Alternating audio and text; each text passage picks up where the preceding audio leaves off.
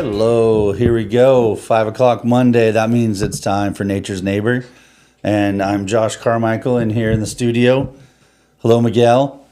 We got Melanie coming in here today too, on our way. So we're going to talk about, fall. It's happening all around us. We got a lot of harvest coming out of all the farms and gardens, and looking forward to the last of what we're picking out there right now. It's kind of coming to an end and getting cooler, but looking forward to some of the harvest festivals coming up. We have this weekend up in Creston, Soloro Farms. We're going to be out there doing some activities and things fun for the whole family, looking at some of that. So you can come join us this weekend, and you can have fun on the farm. So that'll be great. We're going to be doing some talks there on some food that we look at foraging seasons, and also I look at what we can get our hands on anywhere. So from the farms and gardens to the ocean to the hills.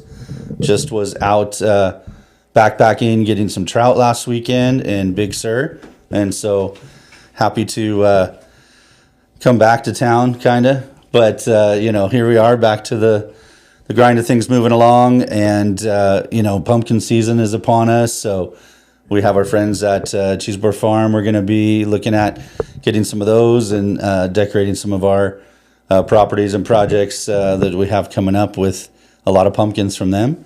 And I know Melanie will have lots of things that she's looking forward to discussing that are going to be coming in for harvest. So with that, we got Halloween around the corner. That also means Dia de los Muertos, so that's another big event that we love doing every year. So we'll have a lot to kind of tune in and talk about with that coming up. So, I really look forward to the changing of the seasons and to what we find seasonally.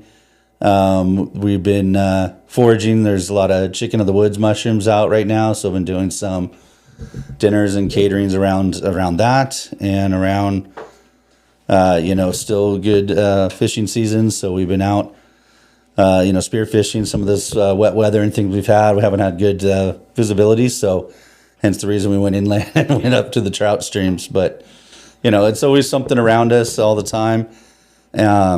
We were harvesting a lot of bay nuts out in the wild right now, so that's been kind of fun to showcase that. There's dinner we're doing this month with a group on a private ranch here in North County, and we're going to be doing a bear dinner. So all the things that bears love to forage and harvest and eat.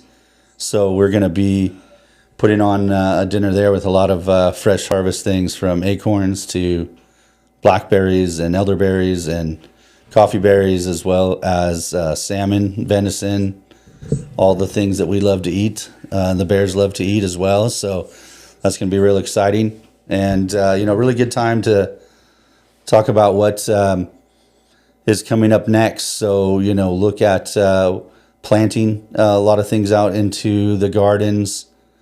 With the fall weather changing, things are cooling down, so then we're going to get ability to get a lot of things in without the heat of summer affecting them. Then also turning those summer gardens over into winter gardens. So we're going to be doing a lot of the final harvests of all the crops. I was out there picking tomatoes today and cucumbers, and all the winter squash are coming in. So the butternuts and things are ripening, and like I said, pumpkins. So next things up is going to be the greens. And so I have a hot tip for everyone of how I like to plant a lot of the garden beds or veggie beds you might have in your backyard and all. We really look at doing a great kind of winter mix, where we'll put all the things that we want to grow together into one bucket, and then put that into the beds sown directly. So for the winter garden, we're doing all the greens that you can eat. So your spinach and lettuces and some of the kales and things. And also we'll put in a lot of the root crops. So all the radishes and all the beets and all the carrots that would come up through the spring, and so those mixed together with some of our winter herbs like parsley and cilantro, a handful of other things, depends on what you like in your garden, but we will maybe plant in some of the cruciferous plants like broccolis and cauliflowers and stuff from starts, but we'll really use the seed mix to cover all the beds, and we usually get enough rain to germinate everything on its own. So kind of depending on the time of your planting, you might need to water some, but the rains are coming. And so we put that into the garden beds, and you get this whole like time space continuum of harvesting through the season. So you're going to have the greens come up first, and they're going to be really quick to grow up. And then you're going to have all the root crops coming up, and they're going to get, slowly coming on from radishes first. Then you get your beet greens, and then your carrots, sort of last. But those will start to pop up, and then the parsleys and the cilantros will come up. And so usually by the end of the spring garden, we have something that can be around head high, full of flowers, from carrots to arugula to the lettuces and everything, kind of letting a lot of things go wild in the garden. It just really helps things come back next year. This year we're harvesting all the tomatoes right now, but we have a ton of tomatoes that have fallen off. So we know we're going to have a lot of tomato plants and things that are going to want to come up, when it's time next year. But really right now we have a lot of the, winter crop seeds and things that we're starting to get together. And like I said, as soon as we rip out everything from the summer garden, then we started kind of pulling out cucumbers and things that are expending themselves today. We're still getting zucchinis, but those are about done. Peppers are still going. Tomatoes are kind of right, near the end, but a lot of things are going to get turned over. And so that's when we're going to put in that new, winter mix. It's a really great time of the year for the garden, maybe even doing some cover crops and things through your, perennial beds and food forests, or into some of the beds that you maybe need to kind of replenish. But we'll usually do a nice top dressing once we rip everything out, get that seed mix in there, get it up for the winter. And then you're going to have things coming in all the way till spring, until it's time to plant tomatoes again. And so we're usually cutting holes into our garden beds through the head high arugula and other plants. And then you just start your, tomatoes out again, and some of that summer crop, and do it all over again. So, that's something that has worked really well for us over the years, to get people to have something fresh to eat on the table, any month of the year. So summer gardens are great. There's so much that goes in there, and it's time to sort of preserve those things. We started doing some pickling with a lot of the cucumbers and things we had out of the garden a couple weeks ago, my daughters and I. And then we've really been just enjoying all that harvest that's still coming out. We cut the water off to the tomatoes, and then everything's still kind of pumping out, really getting all the sugars. All the grapes are ready to come off the vines here. So it is that time of year for harvest dinners and parties and good things to eat. And then winter gardens, don't sleep on that. Really love to always have something that's out there. And like I said, it's really easy to do from seed, where you can put things out and have real continual harvest through the winter months without a lot of input. You're seeding, you're letting the rains come in, water things, and just kind of really going through and having a big bouquet of harvest all winter long. So that's, coming up right around the corner here again. So yeah, just kind of feeling the weather and feeling where we're at in the year here. And, what's next is sort of a good transition from all the summer crops are still there, but they're starting to wind down. And, sort of the pace of life starts to wind down a little bit too. So it would get a little cooler. Coming up here today, it was really kind of overcast everywhere. And, have my jacket on until I got in the studio, because we like to keep it hot in here. But it's the benefit of being indoors, I guess. You don't have to worry about the weather so much. But yeah, been loving all the warm weather we had here kind of in the last few weeks, and it's starting to shift and turn, and we even got good rain, which is not typical, especially a great lightning show behind that, and all the thunder, really, kind of some southern weather making its way up here. So yeah, and that's all I got to say about that for now. We'll let Melanie jump in here, and we're talking about fall. We're just like, what a fall day. It's just the weather's really changing. No, it's not supposed to be this cold yet. I know it's abruptly changed, but I have 2 shirts on and a sweatshirt. Yeah. I still have my shorts on and I'm freezing. I know I just took my jacket off, but so we're still harvesting tomatoes. We're still out there with all this beautiful fall, harvest from our summer bounty. I started talking about, what we do for winter gardens and how we kind of seed and let things continue to grow so we can harvest all the way again till planting tomatoes next year. But the weather has really changed up a bit. So it's drastic. I received rain, and we're West Templeton, right? From that big storm that came through. Yeah. Well, yesterday it was really. Oh, even again, yeah. Yeah, so it went from a heavy mist to a rain. Yeah, I was in Adelaide, and it was really misty, drippy, all day, wet. And it was so beautiful, and it was crazy because it was. I still walking around with flip-flops on because it was, humid, but I grew like 10 inches from the mud that got stuck on the bottom of my flip-flop, but at the same time, I'm like, what is this? And I did. I took yesterday and I went back through logs. I don't have anything that shows the fluctuation of the temperatures, fluctuation of how cold this summer really has been. Yeah. I mean, we've had a week of summer.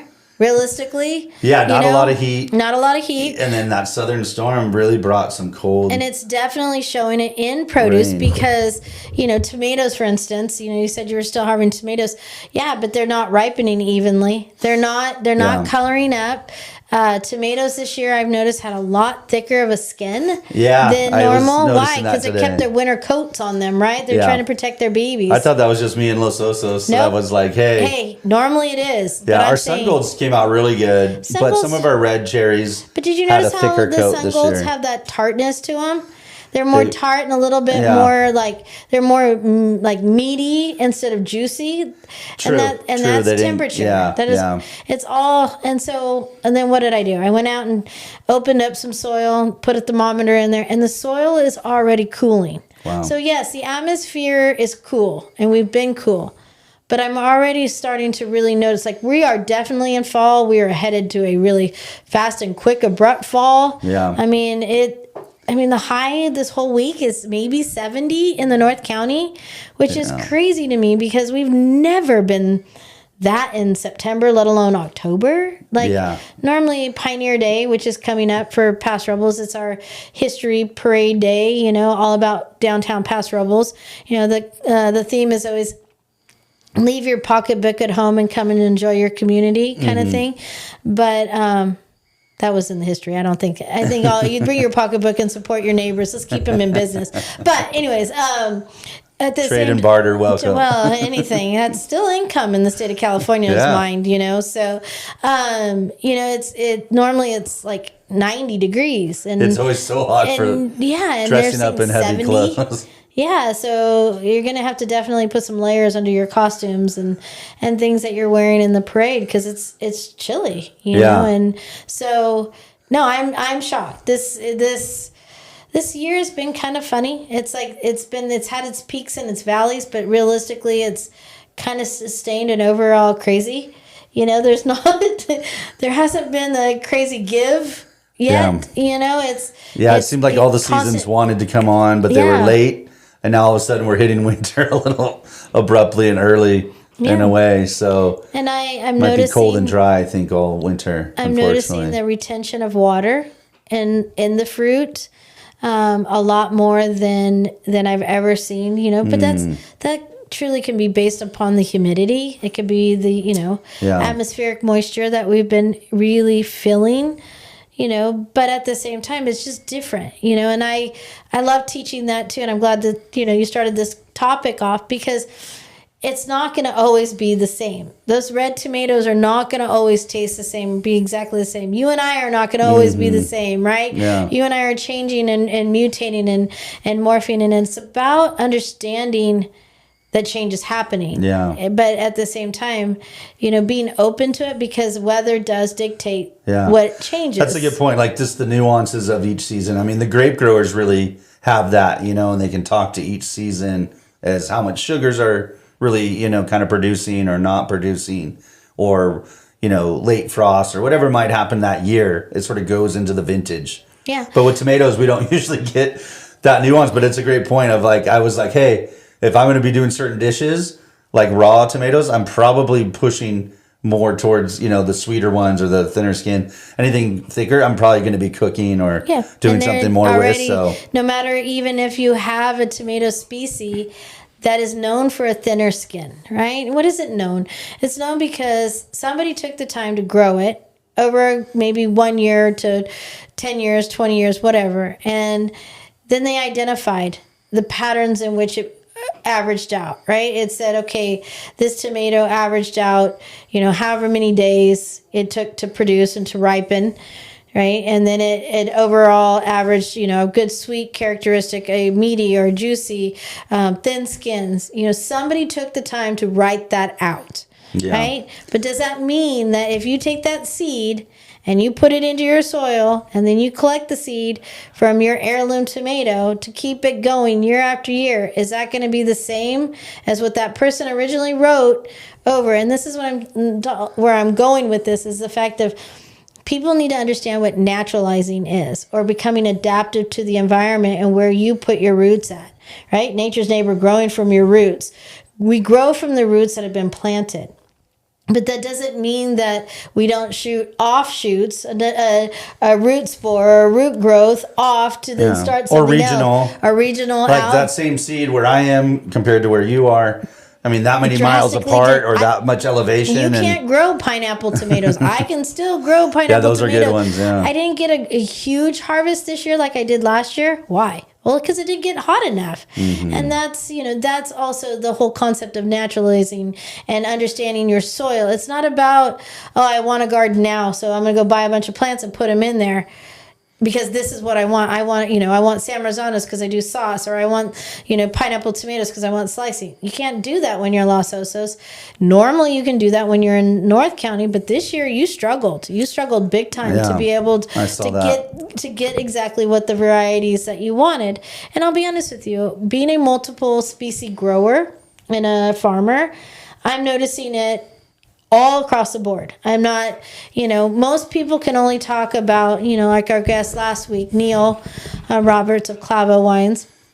He was talking about new species of grapes that they're, been playing around with and growing their, Spanish type of grapes. Why are they? Well, they want something different. They want something that's adaptable or changing, a different characteristics in the wine that they're making, right? Mm-hmm. And that's the same thing like most farmers do, right? You don't always want to put all your eggs into one basket. You want to have a little bit of this, a little bit of that. You have your room for that new test or that new variety that you're going to test out to see if it can adapt to the climate and the environment that you're planting it in. And not knowing the weather, you've got to kind of have to put a few things out there and see who's the leader that year season. No matter how much you want to predict, you really can't predict, right? Like weather is going to change all the time, no matter what we think we're going to predict. And that's what I'm saying. Going back into my records of weather, I don't have a year I've been farming for business and keeping track for 33 years. So it's a big long cycle. And then I had my grandparents before that. So I have years, hundreds of years of data that has just been, east side of Paso, central part of Paso, now west side of Templeton. That's where I have my data, and I don't have anything that shows what we've experienced. I mean, we have periodics of tropical exposures in our, climate here in our county, but not to this extent. And not this long, and then also to have this cool of a summer is definitely something for the record books. Yeah, I mean, climate change is something that, first off, I'm going to say it's a real thing.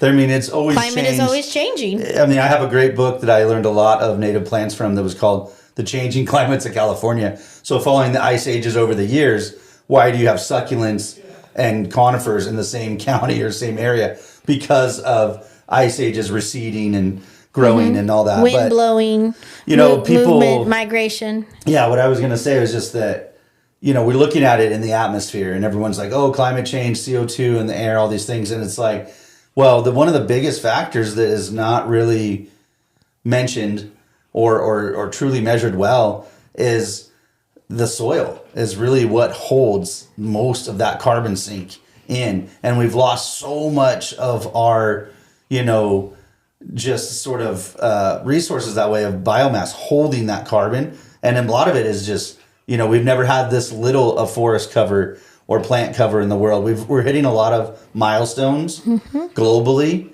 that are affecting this one number. And people are kind of like, oh, what do we do to stop this thing at the end? It's like, no, you got to start way up in the watershed, is how I was always taught, and do little changes that affect things at the very bottom. But if you try to affect the very bottom, the order of magnitudes, like the biggest thing, it's going to take the most engineering, most money, most mind-blowing types of techniques when you can do small things all the way, up to the top. So I think that really looking at our planting and our soil, so that's where we're going to do anything that's going to help us sequester carbon moving forward. Yeah. And I know there's a lot of programs around that, but the thing is it's not a one size fits all, and it's not a pay to play system. And then every agency and I'm saying every, because I work with a lot of them, and I watch and monitor a lot of them.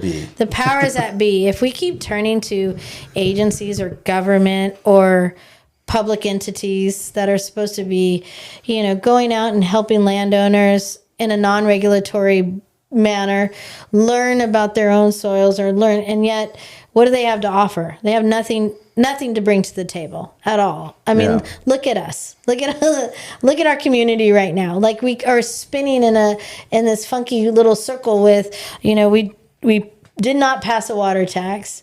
But does that mean that we have more water? No. Do we have, you say climate change. Yes, we have a constantly changing climate because we are constantly, as humans, mutating the environments and where we're living.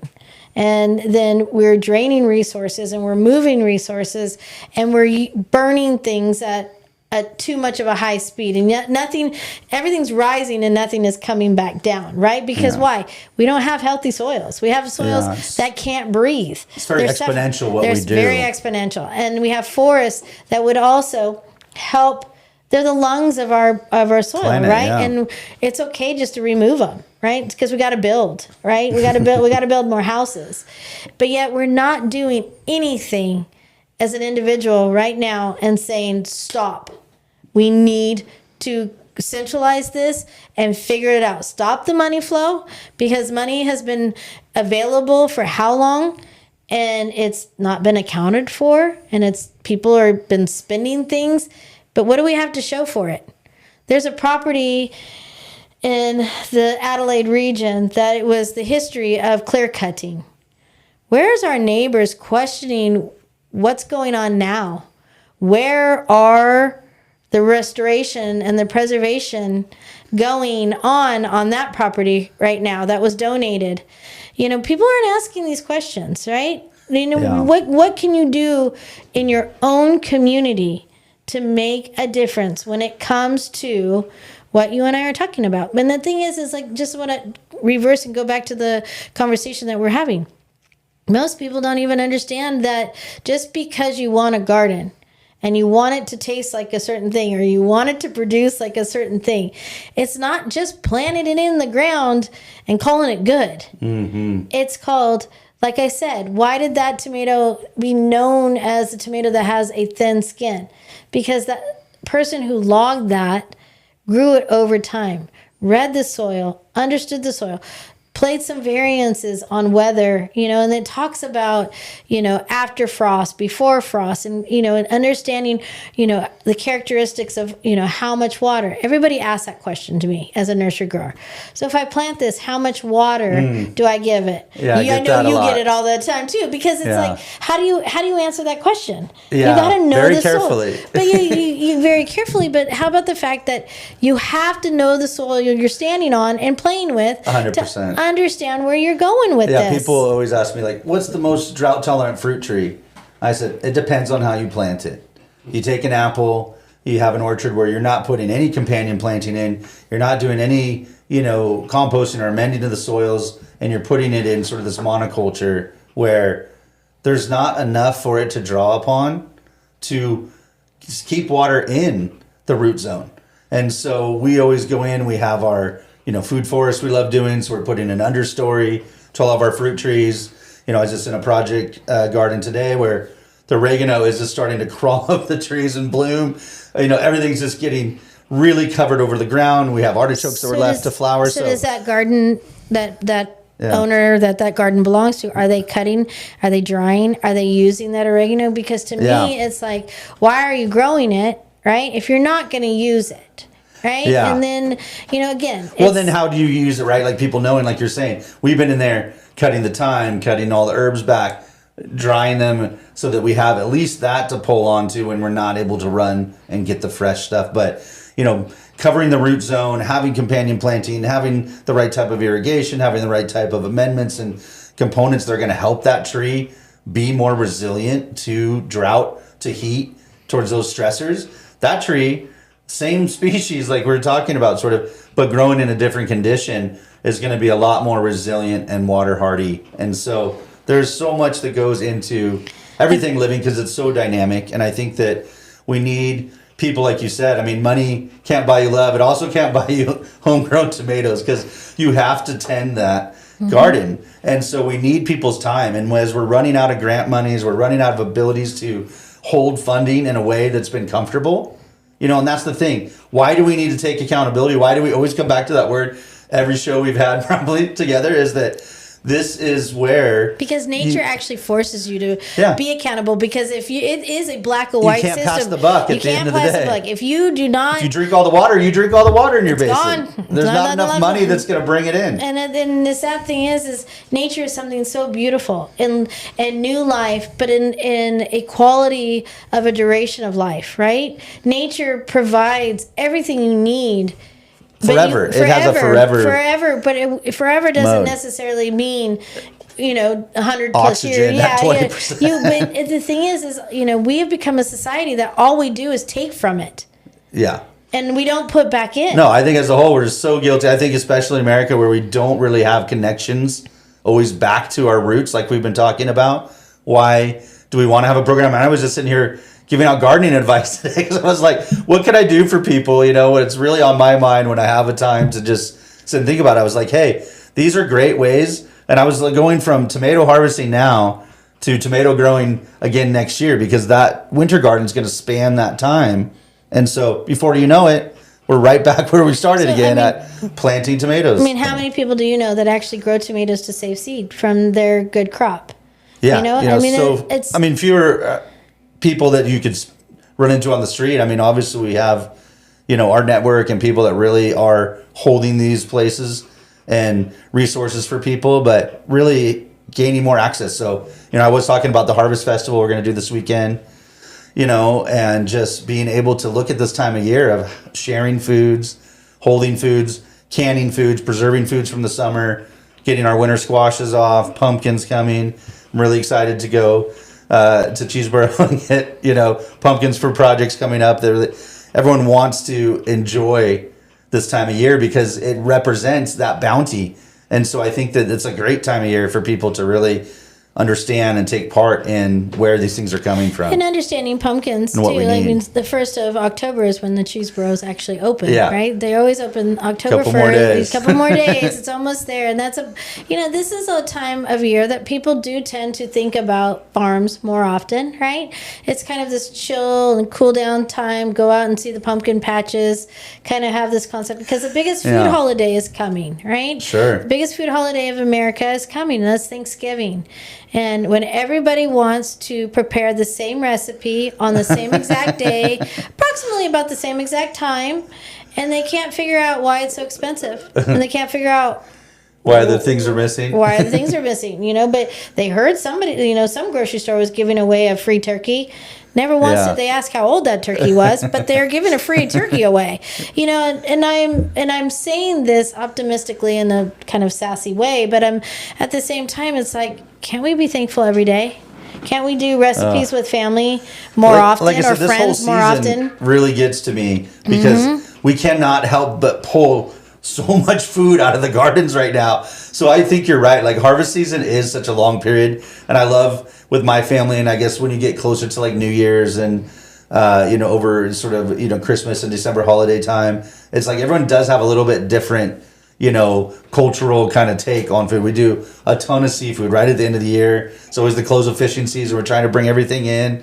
And, that's how we kind of celebrate That's us. the town family. We're sizing down numbers of animals, right? Yeah. We're harvesting chickens, harvested beef. I got 2 freezers full of beef right now. Pigs are going in here pretty soon, to be able to provide the food that is needed for the long haul. biggest food holiday, because I'm a farmer, right? Yeah. I got bills to pay. I got a farm for the times that I know people are going to buy, right? Yeah. And then I have turkeys coming.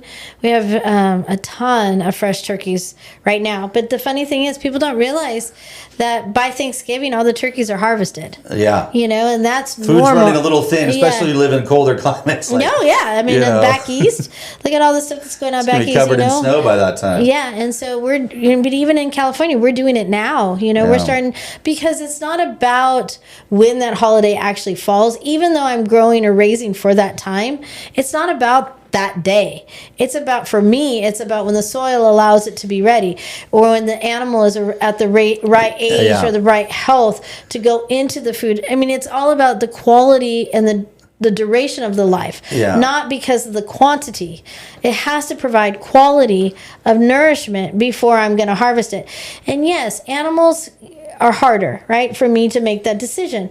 Why? Because it's that verbal, it's that feeling, it's that communication that I have with my animals. But at the same time, I don't value their life any less or better or different than I do any of my orchards, row cropping, seed crop, California native crops. The bees. Yeah, you can't rush anything. I don't see it for anything different. And then the fact that it is my responsibility to be the tender of the soil, to give whatever is naturally going to grow there, or naturally going to be able to, thrive in that life, in that soil, to be able to provide me quality products that I can then sell at Nature's Touch or at Crescent Valley Meats. So that's where this time of the year is crucial, and it is funny because people do tend to start thinking about farms. Like I said, just because it's the pumpkins, that bright orange fruit. Remember, it's a fruit. It's got a seed. People tend to gravitate, and it's because it's color, right? Yeah. People look, they shop or eat with their eyes. Well, I think the weather's pushing them, whether they know it or not. Their instincts are just starting to push them towards the season of storing and gathering, because, a lot of times you have to put away for leaner People times, don't realize which is winter too that most places. the orange color of squash, whether it be butternut or a pumpkin, New England pumpkin, sugar pie pumpkin, acorn, red curry, winter squashes, all those colors, right? You cook it down, you get that meat out of it, and it's that yellowy, orangey color, right? Why is this time of the year so important to start consuming things like that? Well, we just celebrated the fall equinox. Why? What does that mean? The earth is rotating further away from the sun, right? So we're getting less sun. What does that mean? We're getting less beta carotene. We're getting less, vitamin D. We're getting less calcium. What do winter squashes and pumpkins carry? But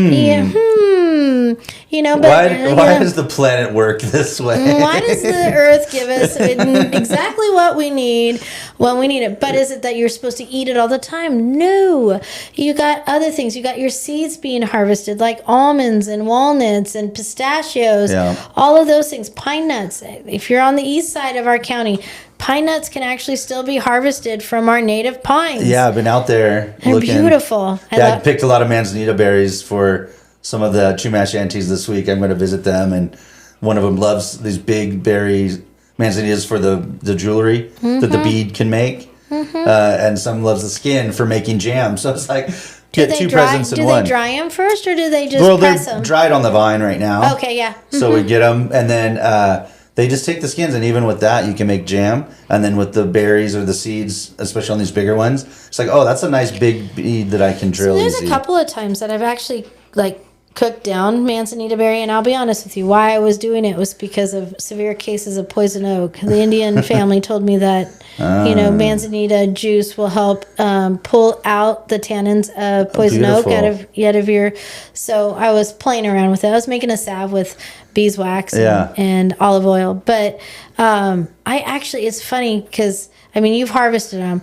It's crazy to me how fruity manzanita fruit is. It's one of my favorite berries. It's fruity. Like people It's don't like realize a sour apple it because the is. name means little apple Yes. in Spanish. So they all look like little apples. When you get them to the dry part of the year, especially for me, it's like a little treat out there. So all the hills we've been in, I was talking about foraging mushrooms and other things we found lately, chicken of the woods and stuff. We've been in the dry berries, and so it's my favorite time to get manzanitas off the plant, and they just kind of eat like almost a sweet tart candy or sour. He said that really fast. Chicken of the woods. People don't know that chicken of the woods is also known as a maitake.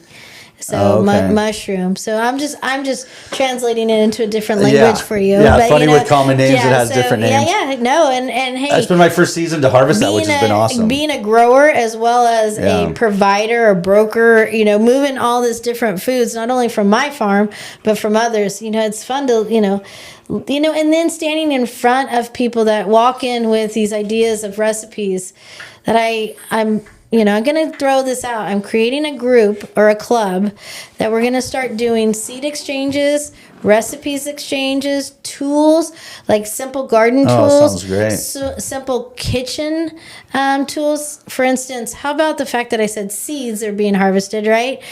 How many people own a walnut or almond cracker anymore? And I giggle because I have several of them and I want to share them. I want to do an exchange, a group that we can exchange it in. And the reason is I think I want to bring back some of my childhood discipline times. I was quick to the tongue or always getting in trouble because I would argue. Imagine that. You? Me? Yeah, a little bit. And my grandparents would make me go sit out and have a quiet mind and crack walnuts. So I have... Think about that. Think about what you're arguing while you're cracking walnuts. While you're doing something Use for us. all that energy to be productive, right? So I have things like this. And then I also have, Sonia, who's a tenant of mine inside the store. She has a little vintage shop where she's had an accumulation of antique ways of harvesting and managing and creating food. And how fun is it to that's a great note. Just made me think, it's the time of year for gathering too. Yes. Right? Because what are you going to do with all this harvest? You're going to share it. And so when we're out in the woods and we were catching all this trout and we were like, we could live out here forever, but it was just two of us and we're like, we don't have a village with us. Like, why would we live here on our own? So it doesn't really mean as much if you don't come together. And many hands make light work of stuff. So it's so great when you can get people together and do something as simple as that as process food or this club that I'm creating. And I'm inviting anybody, throw out ideas, reach out to me, cell phone, email, through Nature's Neighbor website. Contact. You have ideas. I want it to be we have a kitchen that we can go play in there and create recipes or test out recipes. But I'm yearning for a recipe exchange, seed exchange, these simple tools exchange, gardening techniques. Learning to I gave my best tips today for winter seed gardening. So, but I'm going to create this club, right? You want to come be a part of the club. And the reason is because it's accountability. Yeah. Right, being a part of it is that, and showing up. I have all the bylaws written and everything already done. So you'll be hopefully by next week you'll be fully educated in it. But the reason I want to give because this is your starting of this conversation. See, it's weather related because our topics are pushed by what we've experienced, right, and what we're feeling. So.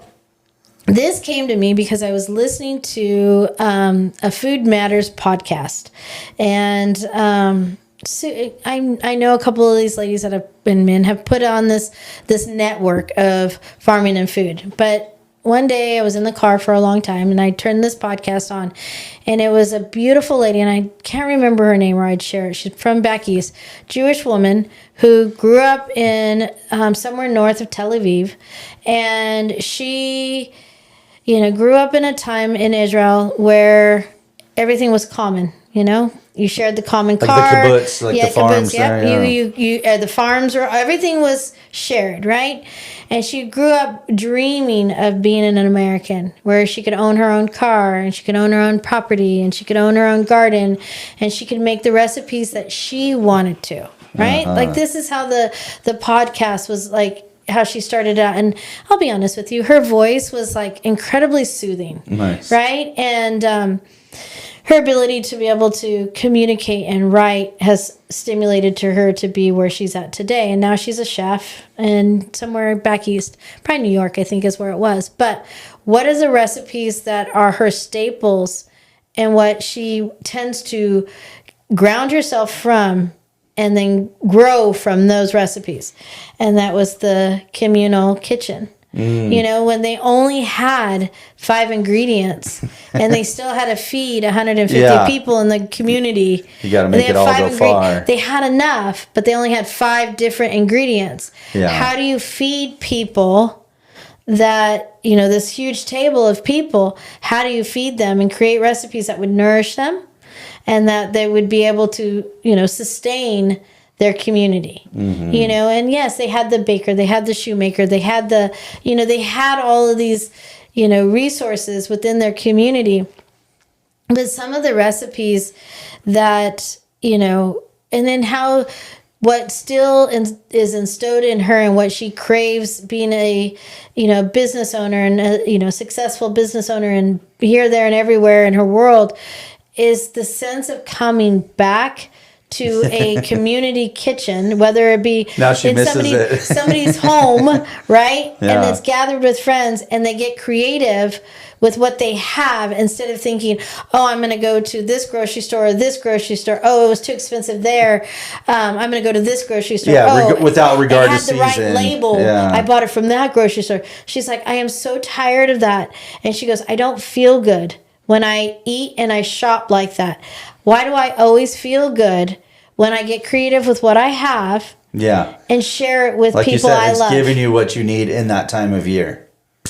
And you and know, we food have is it medicine here, Josh. and all We don't these have things. to be like her back east. Yeah. That's getting cold and she has to change everything. Yeah, But they yet- can't grow winter gardens. Yeah, or and being Israel where they can only farm a certain much, and Yeah. thank goodness they created irrigation. Right? People don't realize that Israelis Yeah. are the ones who Drip created irrigation Yes, and so that they could get resourceful within there, but they didn't live They by washed that. a lot of their soil away. Yeah. Yes, they did, and so They've been there a long time. they'd been there a long time, and so long time. Yeah. You know, if you go by that book, they've been there a long time. But that's what I'm saying too. It's like it's so fascinating to me that I've listened to this podcast and weekly, or you know, when I'm in the car. But why did that one capture me? Why did that one like just grab me? And I had to listen, and I even rewound and had to listen to it again. I had to pull over and make some notes in the sense, and that's where Vintage, my club, has been created, because that's what I'm yearning. And I'm getting that a lot from a lot of others that are like, okay, so I'm so busy trying to hold on or trying to figure out where my next step is. What am I doing here? What am I doing there? They're like missing a key component, and that's health. Yeah. And it's not about going and getting Ozempic. It's not about going and getting a new balance your brain medication. You know, it's about health of life. Yeah. You know, sense of purpose, sense of calm. Yeah. Sense And of activity. cracking nuts to utilize that argument, you know, that Yeah. I had all that energy to argue with my grandparents, you know, why I needed those rainbow tennis shoes. But at the same time, why did they make me sit there and crack nuts? Yeah. Productive, calming, you know, Yeah. channeling Ultimately, my it was going to mind. be good for you, like you said, mentally, physically, emotional, all these things. And that's kind of where, that's the trifecta, like being active. So coming together, you know, getting to the place, getting the materials together, processing the materials together, all of that keeps people really engaged in how they're doing. And you're there with, you know, the whole community. So then you get input, you know, where two heads are better than one. So maybe you're not seeing something, but it's like, you always go back to that. It's just like why the, you know, community is so great. And friends of mine that grew up in villages, you know, and other countries have kind of talked to that point. It's like, it's so good to have the aunties and the uncles and the grandparents and, you know, everybody there for you. But it doesn't so always that need to you're be- not just in a little isolated hub of, Yeah, and it's also that they don't have The to nuclear necessarily family. be giving either. Like They can be grumpy. You can say, "Don't be like Uncle." No, yeah, but you're still learning from it. This is what I'm saying. Yeah. It's like Yeah. you take That's what beautiful. you need, and just Take because what you need. they're maybe unstable or unhappy, don't carry that on. Yeah. Don't carry it with you. Yeah, good examples and bad examples are just as powerful. Exactly, and divert your thoughts. Divert your thoughts to, instead of creating the drama or the chaos, hold them accountable for bad behavior, right? Mm-hmm. Hold them accountable for misappropriating something, right? Yeah. But at the same time, divert the energy away. Don't fuel the negativity. Disenable the negativity. I mean that's right? that's a huge moment for the whole country and for the world, right? We're in these places, and we've talked about it from the parenting aspect. We've talked about it, from professional aspects and people holding money or using our resources in a way. How can we get the most out of everything together so that we all have? And the only way that people know that you're there is if you engage. So if you're not engaging and your kind of needs aren't met, it's not really on the problem of the whole. It's sort of, you have to be your own advocate for what you're doing, So depending on, who you are and where you are, how are you going to be able to create those steps, like we said, from you mentioned the home to the- engagement, right? The one-on-one engagement or the group engagement. But it's funny to me, there's another story this week that a customer was trying to create a family recipe or family tradition from somewhere else, not from here, from somewhere else, and just gone to several different stores and couldn't find the ingredient that she was looking for. I had something that would sub in, but it didn't say that in the recipe. Yeah. I had an ingredient that would work, that would sub in that ingredient. Again, getting creative with what we have instead of thinking we always have to have something. And it's understanding that where's our senses, right? Where's our sense of smell? Where's our sense of sight? Where's our sense of hearing? Sense of touching? Sense of taste, right? Understanding where it's at. What is it that we're trying to accomplish? If we're trying to accomplish, a calmed mind, you want to have something good in your mouth because that's what's going to calm your mind. You want a good sight and you want a good hearing. People don't realize your gut has to be happy, right? Yeah. It's not about cleaning your ears out or having a new pair of glasses. You have to have gut health in order to be able to really have all of this, right? So again, it goes back to our recipes, right? Yeah. Just because it's in writing, does that mean that it has to be stuck That it's to set that? in stone. Just like how we started this conversation off, that tomato is known to have a thin skin, but who wrote it, right? And yet, but you took that tomato and you put it into this environment, so therefore that soil is different, the atmosphere is different, temperatures are completely different, right? The way you water it, the way the soil retains its moisture versus it doesn't retain its moisture. Yeah. Everything is different. So sometimes in the same garden or farm, it's different. It's going to change. Yeah. But look at the harvest that you received. Yeah. Do you notice the thin skins versus the maybe a little thicker skins? I do, because I'm exposed to it all the time. And I'm growing for a specific name variety because that's what people are asking for. Yeah. I would love to get to the point where we just ask for a tomato. Yeah. But, and or I need a tomato for sauce, or I need and I can then provide it at that time, not have a certain name of it, which Nature's Touch, we have that. But recipes itself, this is why I want to do a recipe exchange. And the reason is because culture and timing and where it's from makes so much sense to where that recipe has come from. Yeah. People don't realize that, the turkey, right? I kind of giggle at this whole, why did the turkey become the Thanksgiving bird? Because the pilgrims, I need to go back on that one. The whole pilgrim and turkeys and stuff. The whole story's a little funky, convoluted. Yeah, kind of want to. I mean, I don't mind, but turkey's good, and I like raising them. I don't like harvesting them because you try plucking a turkey. That's a lot of bird. Especially if you're going to go out with your, shotgun and go try to catch a turkey for wild. I dare you to try to pluck those turkeys. Yeah. Next to impossible. So, but at the same time, let's talk about pork. And, why did, different types of pork recipes have cloves and nutmeg and cinnamon into their recipes. You realize all that stimulates digestion. Yeah. All of that helps gut flora. Pork is, that recipe that you're going to want to get a warming protein, a digestible protein. But pork is very hard to digest for most people. People don't realize how hard pork is to digest. But at the same time, and then how they're fed and how they're raised also makes a whole other conversation point in itself. But cloves and nutmeg are that indicator to the brain of, oh yeah, that pork roast had those in those recipes. But why did those recipes have those? Back in the day, they would create recipes knowing the environment, knowing that what if they were going to eat it, they didn't have food safety laws. They didn't have, the FSIS, They didn't always have food on the table. They didn't always have food on the table, but they got creative with what they had. Yeah. Right? And then ways to prepare it to allow it to be, suitable in that time frame. And I think it's really great because I really want to use all the ingredients. It's so fun to do a lot of different menus that we do and see how one culture will treat that same set of ingredients, as another. And so, for me, I really love, with my kids, we had a lot of fun with doing something different with all these kind of Thanksgiving leftovers we'd get if we went to, the big family thing. And so it was I usually take that and I have a lot of the mashed potatoes, or we have turkey. And so we'll make taquitos out of those.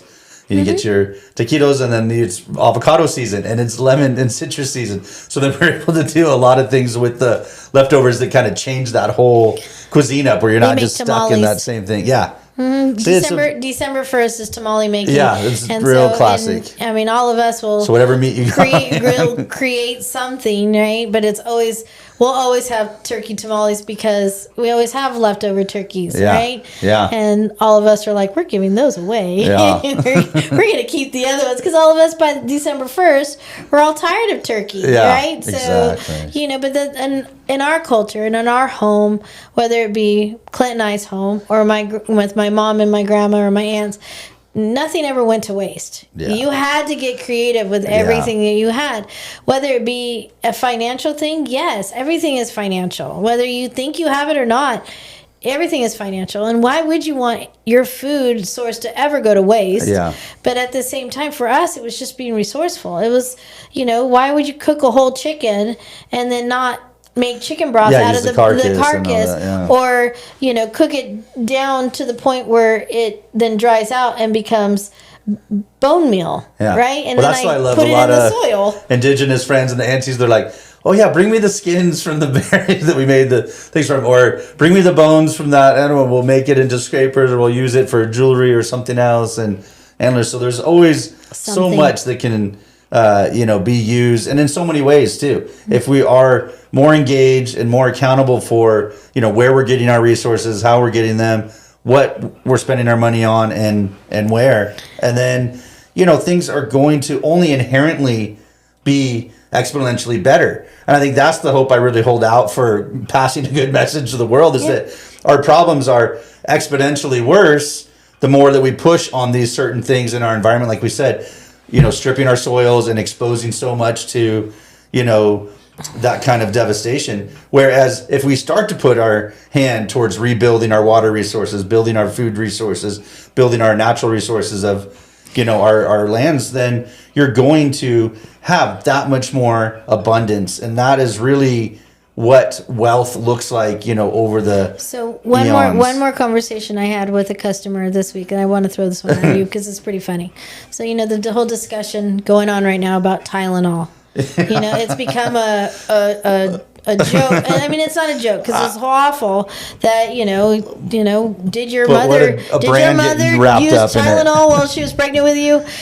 That's become the question. My mom was a hippie, probably not. Right, mine didn't either. I didn't. And look at us. I was pregnant twice, so I'm going to tell you, I never used it. Yeah. But what's crazy to me is that we're going to talk about this now, right, in this administration, where I, as a mother, pregnant with two, with my son and my daughter, was questioned because I drank coffee, right? But the same person that would question me on coffee was okay taking Tylenol, or all, everything. But at the same time, I'll never forget when I told her, I'm like, well, I grow all heal, I grow, a native plant that is considered an all-heal plant, and it's beautiful. And she's like, what do you mean? I'm like, well, migraines, achy body, injury, bruising, that kind of thing. I make a tea out of the all-heal plant. Aren't you afraid of what it's going to do to your baby? No. I mean, there's receptors in our body all herbs for at those. Times, if you use them inappropriately or don't know what you're playing with, Sure. yes, have side effects. But I was less worried about making a tea out of my native plant that actually works. It's funny because I finally have a good harvest of it for our family again. It kind of petered out in the drought a little bit, and now it's finally making its debut again.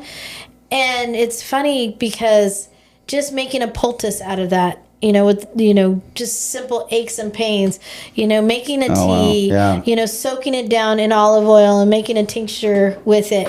How crazy it instantly works. Pressure migraines, lifting too much and my body starts to just kind of ache. Anything that you would take cramps, anything you would take Tylenol for, that's what I would use that herb for. Yeah. And for myself, not diagnosing or telling you need it. This is for myself. I was more terrified of ibuprofen and Tylenol and all these things that the doctors kept telling me I needed to take. And I'm like, why do I need to take those? My mom didn't take them, and look at me. I would say things like that. And Well, I there's would been get cures rash. long before there was brands and drugs. And I love it because so many friends of mine, especially Mexican friends, are like, oh yeah, when we were sick, mom would go to the front garden and get the cure all that we needed. Mm-hmm. And I think that, I've been using a ton of arnica oil that a friend made from all the that could also soreness, so there's great ways of getting healing that your body's going to be really receptive to. Then you don't do it all the time. Like herbs, like medicine, people seem to just pop it like it's a candy. Yeah. But herbs, you start taking it too often, they don't work, right? Yeah. You gotta know your body. You gotta listen to yourself. Yeah. But that's you also know someone who knows. My great grandma. So I used to like to ditch school a lot, and my mom at times she had to go to work, and I had to go stay at my great grandma since I wasn't going to school. And I would say she didn't speak very much English, and she'd go, "Mija, what's wrong? Oh, grandma, I got a tummy ache. Oh, mija, go sit down. I make you a tea." And she'd go out into the garden and make me yerba buena tea. Nice. And I'd be like, okay, grandma, I think I'm all better. I think I could go to school. Because how funny is it? Even though growing up, I would hear, don't pick things from or you would hear things. And why was I afraid of that, instead of, chemicals or something. But once I started drinking the yerba buena tea with a little bit of honey in it that my great grandpa farmed, it was so good anyways. Yeah. It's like, I got a really bad stomach ache. I really can't go to work or go to school now. But at the same time, it was understanding, my great grandma never went to the doctor. She lived into well into her 90s. And it's crazy.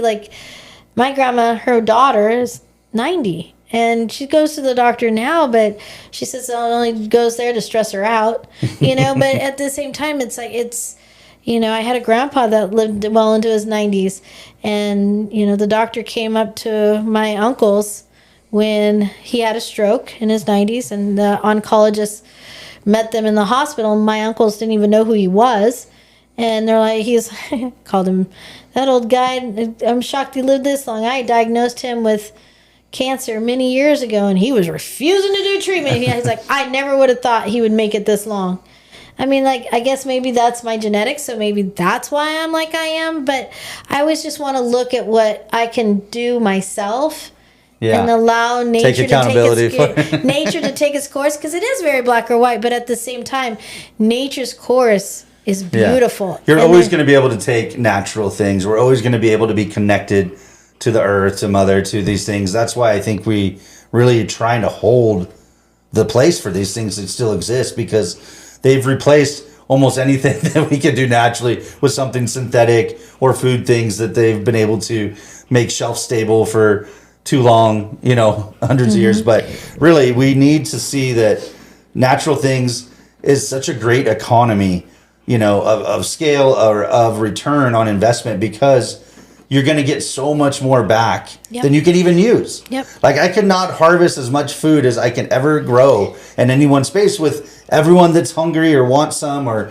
needs it, right? Now you And think I so- have a store. Yeah. Because I mean, now When I can pay animals for to the, eat. yeah, everything's got to go full circle. And, Yeah. and, you know, understand that I got a bill to pay because I still got to pay the PG&E. I still got to pay, you know, Yeah. insurance and all this fun stuff. Modern stuff, yeah. Modern stuff. So that's where the store comes in. But I mean, the soil here is so incredibly giving. And at that, and that's where nature's touch came from, was because one thing always led to another. And Yeah. it was like, oh, you know, but then at the same time, it was also the tools that were shared with me, the recipes that were shared with me, Yeah. the seeds that You were were a shared with placeholder me. for the So do generations. you also see Yeah. where this club that I'm creating is coming from? Because I have a ton of resources, and I know you have a ton of resources. I know people around us have resources Yes. and the ability to share. Yeah. And how fun would it be that we have a day that or an afternoon or an evening that we're sharing recipes and actually talking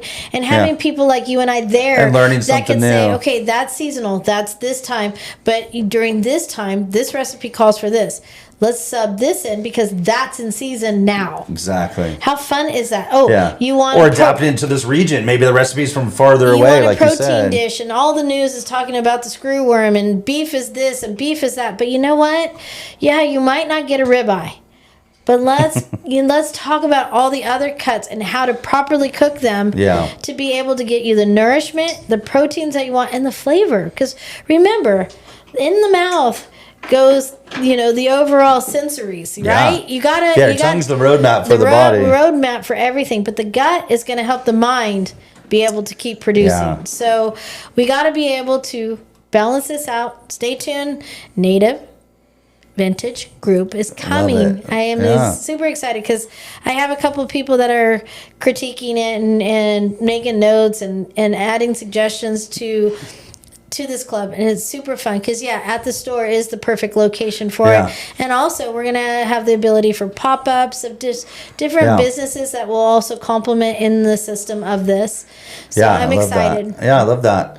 Well, So happy harvest. I know it's that time. Our hour goes by fast, and we always have plenty Yeah. of things to talk about. I'm excited for, the season now to really continue to move. It's always hard to kind of want to give up the summer, and I'm sure we'll get some nice warm days all the way into November. We always never fail to get good weather here I'm and not there. ready but for the cold. yeah, it's been I'm not. real quick awakening to Yeah, it is winter cold. is It's coming. cold out there. I had the seat warmers on the way here because I was cold. Yeah. And I'm like, really? Like it's not even October yet. But I'm not complaining. I'll take it how it comes because again, this place, even just driving here, I came from Templeton right now instead of Creston.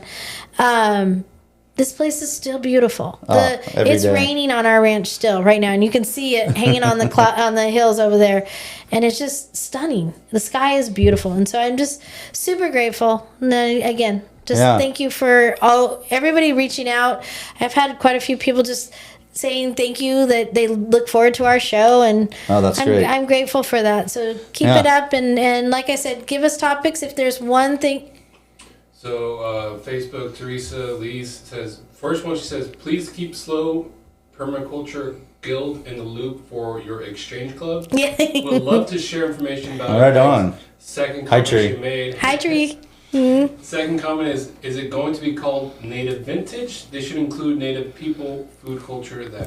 Oh, they're all welcome. So many people You're so will be there, welcome, I'm sure. and that's honestly like, it's about all cultures, right? We're all native somewhere. I'm native to somewhere. I don't want it to be one category because there's too much diversity in all of our foods and in all of our lives, right? Because the tools that we use, the directions that we move, everything has to do with where we came from. We're all neighbors now, so we all need to learn to share Mm-hmm. our space. And what better than sharing through food? I think it's such a great way The to club break is bread. vintage. So we're looking forward to the it. name of the club is vintage. There is a native component to it, just because how can we create a club based upon the soil that we stand on, right? It's got to be native to the soils that we stand on, but it's not the club itself is not categorized as only. I want, just like I said, that this idea came to me from the podcast of the beautiful Jewish woman who grew up north of Tel Aviv, and what does she crave? Yeah. She craves community and and recipe exchanging and holding on and logging old recipes that are gone that you can't find anymore. You know, we all have to follow our hearts and our DNA to where we are, and then recognize and respect where we are today. I mean, I think that's great. That's why I love turning to the hills for food or turning to the ocean. There's so many ways that we can, be of a place and have a good sense of place, but have our roots, really firmly planted where they're from. And of course, the permaculture group is always in my heart and in my mind. I just got to somehow bridge that Cuesta grade and invite more people to Templeton from that over the grade. I got this one, he's coastal. I got him to come North County. Yeah. So, but at the same time, I'm making it up the grade. Vintage isn't going to be grounded in one spot. The home is going to be Templeton because that's my home. And I'm just going to help put it on. And we have this beautiful property to do it. Yeah. But it's easy to be mobile. Yeah. I mean, I love going to each region, and I look forward to, spending time and all the great events coming up and ways that we're going to share everything that we're harvesting and foraging out there. So I love it. until next time. Until next time.